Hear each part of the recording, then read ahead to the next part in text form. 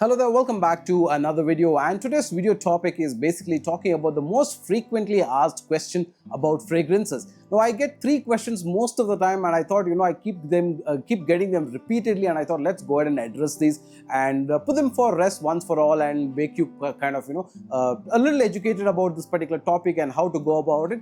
And if this is the type of content that you kind of like, then definitely hit the like button, subscribe, and most importantly click the notifications icon so that you get notified about new videos that are coming out on this particular channel. You're watching the Perfume Experience. My name is Rodney. Let's get going right after this intro.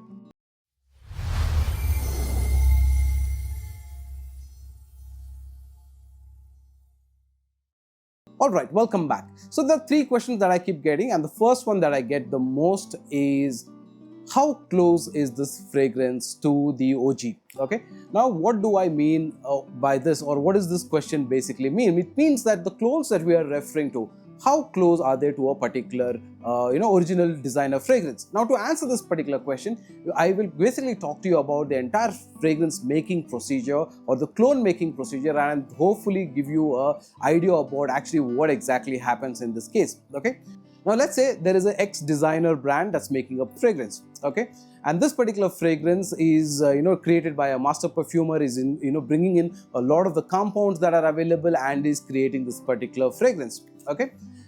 And now there will be iterations of this fragrance that happen over a period of time, like there could be an EDT, there could be a EDP, there could be a parfum, and so forth, okay. Now let's just say that is one of the cases. Now, while the perfumer has created his masterpiece, and then when this fragrance has to be created in mass, okay, bulk production of this fragrance, what they would do is they would outsource this particular manufacturing of the process, or the raw materials that are required to make this fragrance, the compounds that we were talking about, are actually extracted or outsourced from a particular company. Like in this case, maybe a company like Givaudan or Louis, something like that. Okay, so these are companies that supply chemicals, aroma chemicals, basically to designer brands, right? Now this brand or this company gets this particular contract to make, let's say, 10,000 fragrances of a particular designer brand. Now the topmost quality, the most authentic quality, the most nearest, the actual compounds that are required by the perfumer brand, by the designer brand, are supplied to the brand. Okay, so they make the fragrances. Now, clone house will approach a brand like this and tell them that I want to make a clone of this particular fragrance. Can you give me the raw material? Now, obviously, it is not possible for the brand that's working or the company that's supplying the material to the designer brand to actually go ahead and give the same material to a clone house. But what will the clone house, what will this supplier do? He will tweak the formula a little bit. Like, for example, let's say this particular fragrance that the designer made has 3% of vanilla in it and 2% of, let's say, tonka beans. Okay, now the supplier who's supplying this compound will tweak this formula to make it, let's say, 2% of vanilla and 1% of tonka beans, and will quote a high price to a clone maker. Okay, now whoever bids the highest amount to this material, he will get the highest quality. So that's why you will see clone houses like Dua, like if you look at Almam, Centrix, all of them, they will have different qualities. Why? Because depending on who is bidding the highest price for these materials, that person will get the best quality of material. Now that does not mean that it is going to be exactly 100% like to like the designer fragrance that was created. Obviously, because of the change in the variation in the formula, the material would vary slightly, but there would be 80 to 90% of a similarity that will still be possible in this particular case, and that's how a clone maker will go ahead and manufacture a clone. Now, depending on the price that the clone maker is willing to pay for this high quality material, okay, the closeness to that particular fragrance increases or decreases. Okay, so if you look at Indian materials or Indian fragrance oil, they will not match up to that because there could be variations. Okay, now that is one element. The second element to also understand here is the fact that now let's say the EDT came out, and after a few years the EDP came out, then after a few years the parfum came out. Now you will notice any clone manufacturer will only talk about the name of the fragrance, will not actually talk to you about whether it's an EDP or a EDT, EDP or perfume concentration that is being replicated. Why?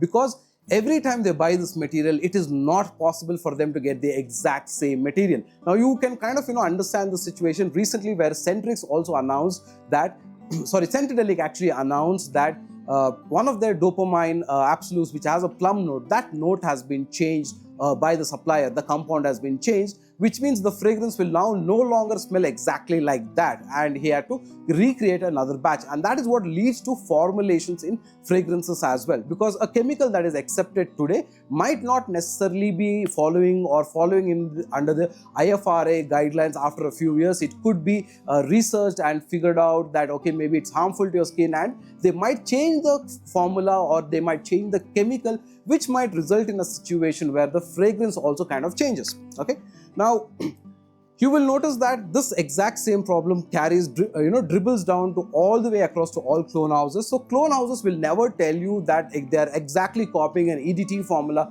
or a EDP formula or a perfume formula, because every time they get that material, there could be slight variations in their fragrance. Okay, now this also matters to the fact that okay, how much of quantity do you buy? Now this is where I was talking to you about how the Middle Eastern houses are able to get away with this factor here, because when they manufacture in 10,000 bottles and above kind of a ratio for these fragrances, and so they are able to get an exact same material for 10,000 bottles, whereas Indian houses do not have the capability to manufacture that high. They might make 100, 200 bottles at a time, and they have the same fragrances, right? So this is one of the reasons why when you ask this question, is this clone close to a particular OG, it is going to be slightly difficult to answer this, that it is never going to be a one-to-one situation where a clone is exactly equal to a original fragrance. That is definitely never going to be possible. It will always be slight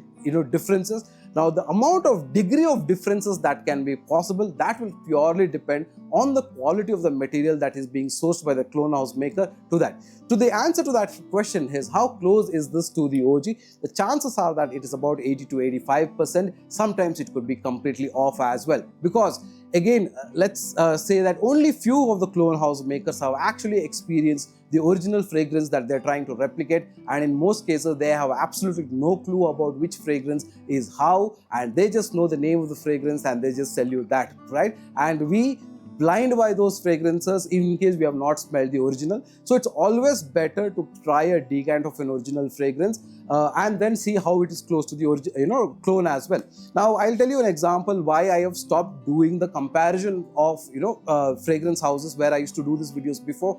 Talk about a original fragrance and then take 4 halt houses and compare and say which are the closest. The reason, because I realized that every one of these person who is selling this fragrance, he is sourcing out his material from different vendors, okay, and they are never going to be the same. So it's very rare that the particular house almost gets it right. Like for example, Nishane, Sultan Vetiver or Creed Viking, I don't believe anybody in India actually has a clone that's very close to the original at all. So there are differences, and so the answer to the question again is, it could be about 85 to 90% most of the time, okay, but nobody would be able to do a 1:1 clone of a particular fragrance and give you that, all right? So that's the first thing to understand. The second most asked question that I get is, how do I macerate a fragrance?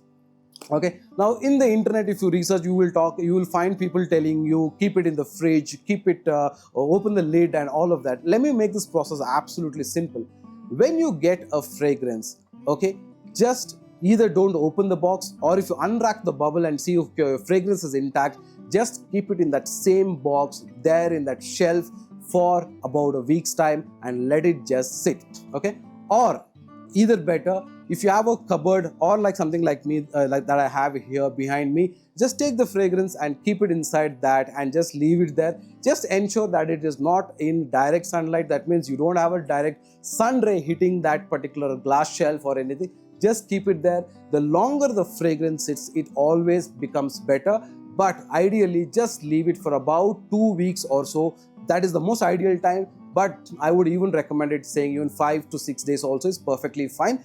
That is purely the maceration process. Now, why I do not suggest you to keep in the fridge is because there are many cases where a fragrance is gone inside the fridge and the entire molecules of the fragrance has changed and the fragrance has gone completely bad. You do not want to do that situation. Okay. Now, when a designer or when a niche brand is manufacturing a particular fragrance, that brand already does the maceration process for you. So when the product is actually shipped out of the warehouse or out of the factory, it is already been in the shelf for about 3 months time. So they actually go through a maceration process, and that's why designer fragrances can be used right out of the box. But when you take Middle Eastern fragrances or when you talk about Indian clothes houses, do not expect the same, because Indian clone houses most of the time do manufacture based on orders, or they would manufacture a certain batch where the certain batch does go through a maceration process, maybe about 45 days or so. So it is best that when you get these fragrances, definitely keep them in a cupboard, inside a cupboard. Just leave it there for about a week or two and then start utilizing it. That is the most simplest maceration process, best for you to follow. Do not go about opening the cap and leaving it open or keeping it in the fridge. It can spoil the fragrance completely. The molecules can change completely and damage your expensive paid fragrance altogether. The third question that is sub-related to this is, I cannot smell my fragrance. I just got my fragrance and I cannot smell it. Now, for this, the most important thing that happens is, especially in India, when a fragrance travels through different courier companies and comes, we are a very tropical country. That means the temperatures are always high in our country in most cases. That means when a fragrance is traveling through a lot of these heat boxes and in the open sun, and when it reaches you, it definitely would have undergone certain molecule changes. And so when you sniff the fragrance right out of the bottle, one, it will not smell right. Second, it will not perform. Okay. Why? Because in the heat, the molecules change. Now, for the same reason, we suggest you to keep it in a cupboard. Keep it. Whenever I get my fragrances, I just leave it in the same box for a week, 2 weeks. Then I remove them and review the fragrances. In case if I remove it immediately to give you an impression, then it is called a first impression and not a review. The reason being is exactly this, because when you get fragrances immediately from a transition, the molecules change. There is heat in the package that happens. The heat causes the changes in the molecule, and the fragrance, one, does not smell right, second, does not perform. So always, whenever you get a brand new fragrance from anybody for that matter, always give your feedback to the vendor, to the seller, to anybody about the fragrance after at least 2 weeks time. Okay, that would be the optimal time for the fragrance to sit in its own cabinet. It will be well balanced. It will go back to its top notes, middle notes, hand base notes, and after which it will start performing the way it is supposed to. And any fragrance over a period of time definitely improves on performance, so that should take care of it, right? So those are the 3 important questions that I wanted to answer for you as to how close is it to the OG, how do you macerate a fragrance, and why my fragrance doesn't last. And every time you think your fragrance doesn't last, the other reason there could be is nose blindness. Nose blindness is a situation where a fragrance is got a lot of ambroxan or a musk, or your nose is so sensitive that it cannot smell a certain fragrance beyond a certain threshold and you cannot smell the fragrance anymore. Does not mean the fragrance is not lasting. All you need to do is apply a few sprays of the fragrance on a shirt or a cloth, keep it inside a cupboard, and then take out the t-shirt after a few hours and smell. See if you are able to smell the fragrance. Leave it longer and see how long does it actually last on apparel. That is the best way to figure out if a fragrance is actually lasting or not, right? So hopefully these tips would be helpful to you, and if you kind of like the video, hit the like button, subscribe, and I'll see you on another one. Until another time, take care. Bye bye.